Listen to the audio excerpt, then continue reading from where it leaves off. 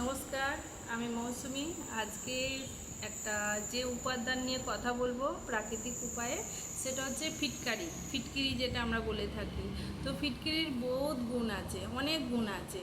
তো বিভিন্ন যে গুণ আছে সেইটার উপরে আমি কথা বলবো। যেমন এটা ফিটকারিটা প্রাচীনকাল থেকে ইউজ হয়ে আসছে, কিন্তু ফটকিরি যে বলি বাংলায়, ফটকিরির গুণ অনেক। তো আমাদের জানা দরকার, আর ঘরেতে আমরা ব্যবহার করতে পারি।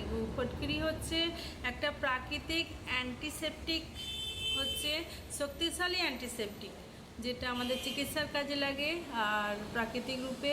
আর এটা হচ্ছে অ্যান্টিবায়োটিক, অ্যান্টিব্যাকটেরিয়াল গুণ আছে, যেটার জন্য আমরা অনেক কিছুতেই ব্যবহার করতে পারি শরীরে।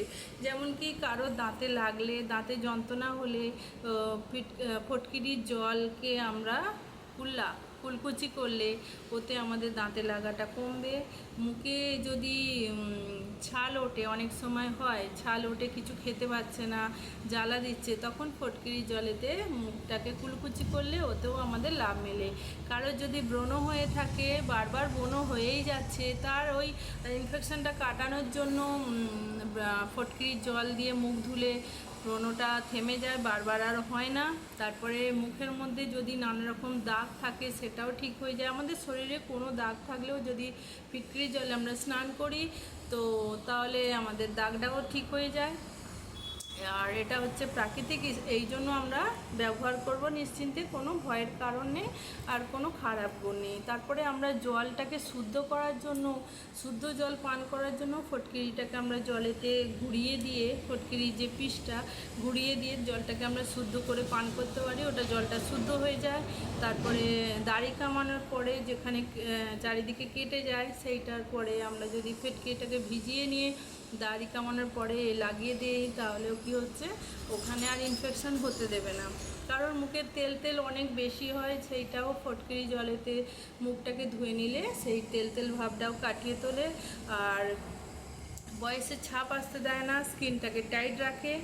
আর সারা শরীরে আমাদের শুদ্ধিকরণ করার জন্য, নকারাত্মক গুণ দূর করার জন্য আমরা ফটকিরি জলে স্নানও করতে পারি, আর সকারাত্মক গুণ আমাদের শরীরে আসবে তাহলে।